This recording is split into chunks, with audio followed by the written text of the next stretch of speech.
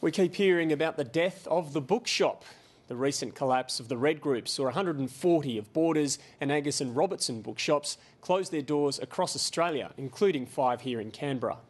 And yet this city's love affair with books and reading continues unabated. When Lifeline holds its book fair, 13,000 people come to shop.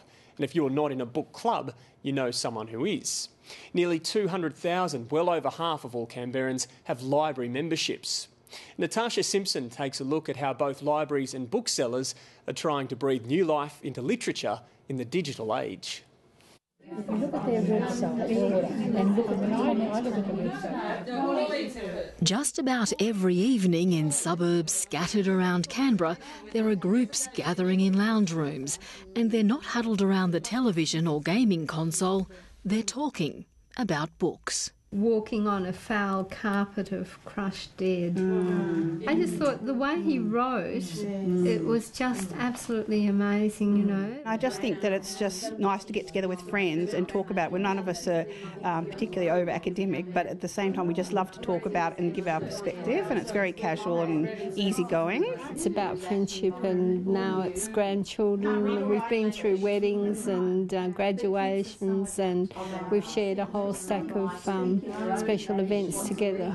I think it's to do with reading and enjoying talking about books, but it's also the social interaction that people crave. So I think people don't want to lose that. If we can be on technology all the time, but no human contact. Many of these literature lovers get their monthly book fix for free. Libraries ACT supports 156 book clubs, providing bulk books to encourage reading and literacy in the community. But even in book clubs, a bastion of the traditional hard copy book, technology is starting to have an impact. And the font size is really good. I think it's really clear. And being able to read it, but also to have so many books on there, and you can just travel with a whole library. In an era of seemingly endless real-world and virtual entertainment options, public libraries and their profit-seeking cousins, bookstores, are having to evolve to stay relevant. Okay, so this is our youth zone, been designed to be an engaging and welcoming place for young people. You'll notice that there aren't a lot of books here, and what books are here are the graphic novels and those kinds of things that kids like to have for recreation. From a new online book club to web-based book ordering and cutting-edge technology on the library floor. It's interactive, so if you actually press your foot, it splashes. And there are some, and the fish run away. Things are changing for Canberra's book enthusiasts. We, in fact, were the first library in Australia to go with e-books. Some book clubs and some readers will always want the hard copy. You know, they'll always want to lie in bed or, Lord help us, in the bath with the book. And that's as it is. Some people will go completely digital. Canberra people are well educated, and they love their books, and they love reading, and they love stories. And they love getting information as well. It's how they're getting that information and how they're getting those books that's changing. So a lot more people are using iPads and e-readers, and they're going online to get their information, and that's changing the way they do things. So there's less people visiting bookshops than before, but the book industry is still holding up in Canberra. So the important thing is that we have enough information about the book on the website and also an image. MEREDITH WRIGHT's seen a lot of change in her 25 years in the book industry. I'd say the last 12, 14 months have been the toughest I've known. She thinks booksellers focused on taking their wares directly to people through grassroots opportunities like field days, open gardens and Floriade, and those enticing newcomers into their shops with book-related events are the best placed in the current retail downturn. For her, it's about embracing new technology while maintaining an old-fashioned sense of community. One of the good things about books, and one of the ways to sell a book, is to actually hand someone a book so that they can actually touch it and smell it and kind of, I guess, inhale it and want it. So if you can put yourself out in front of more people, it actually works really well. It's an approach that's already been embraced by territory libraries. It's a far cry from whispering in the reference aisles and bespectacled librarians shushing children disturbing the crypt-like peace. 1 step, 2 step,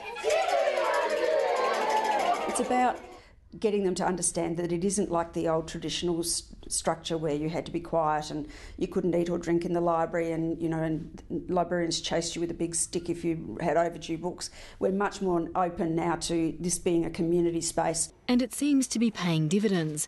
200,000 Canberrans are card-carrying library members. Loans jumped 10% in the past 12 months, and about 1.5 million people walked through Territory Library doors last year. We use the libraries all the time. I'm in here most lunchtimes on work days, just picking up books for the kids. And we go to the library at least once a week. We chose our suburb of living and our address based on the location of the library, proximity. That's very unusual. I don't know if is that a good thing?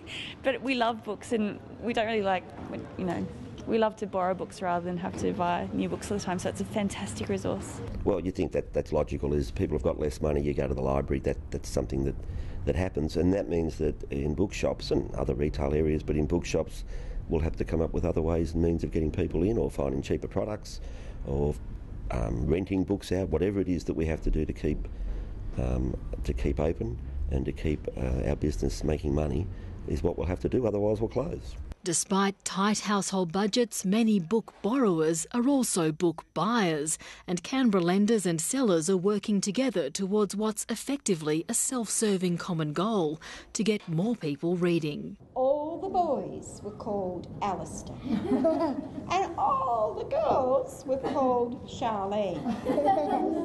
2012 has been declared the National Year of Reading, and next week Territory libraries and bookshops will start planning local activities. It will be their first time joining forces officially in what's been a long, symbiotic but informal relationship. Quite often you might read a book in a library and then decide that you have to have that at home. So, we have quite a good relationship, and it's, again, a community thing. It's in a gathering place. Bookshops and libraries are very sort of comfortable places and comforting for a lot of people. So it's a bit of a haven. Yeah, I don't think we'll call for the closing of libraries just yet, but you never know. Committed readers are hoping it will never come to that. For them, the book will never die, whether borrowed or bought. I mean, you have the favourites of sitting up, snuggling up in bed, especially in Canberra winter months, with a nice cosy book and an author you love. So that just cannot be replaced. It's a sharing kind of thing, and if you have a book that you read and you really enjoy, often you want to share it with somebody else. So it's a giving kind of thing and passing it on. Our token Irish person.